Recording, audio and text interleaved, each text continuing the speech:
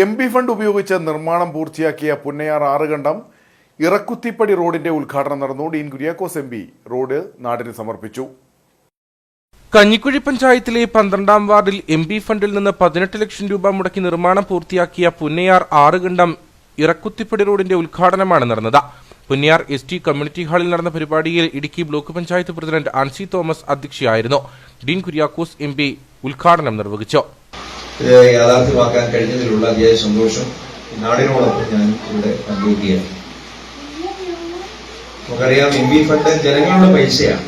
MP-മാരും MLA-മാരും ചെലവഴിക്കുന്ന പ്രാദേശിക വികസന ഫണ്ട് അത് യുദ്ധമനുസരിച്ച് നാട്ടിലെ പൊതു കാര്യങ്ങളിൽ ഇടപെടുന്നതിന് വേണ്ടി ജനപ്രതിനിധികൾക്ക് വേണ്ടി വകയിരുത്തിയിരിക്കുന്ന ഒരു പ്രത്യേകമായ സംവിധാനമാണ്.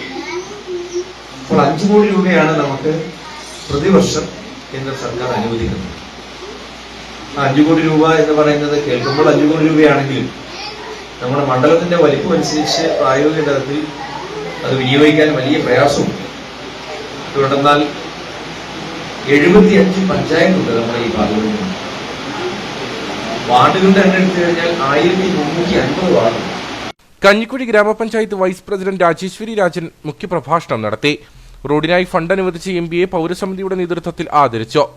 ബ്ലോക്ക് പഞ്ചായത്ത് അംഗം സാന്ദ്രമോൾ ജിന്നി, പൗരസമിതി കൺവീനർ ഷാജി ഇറക്കുത്തിയിൽ, AP ഉസ്മാൻ, ആഗസ്തി അഴകത്ത്, ജോബി ചാലിൽ, ഗ്രാമപഞ്ചായത്ത് അംഗങ്ങളായ BB ഐക്കര, സോയിമോൻ സണ്ണി തുടങ്ങിയവർ സംസാരിച്ചു.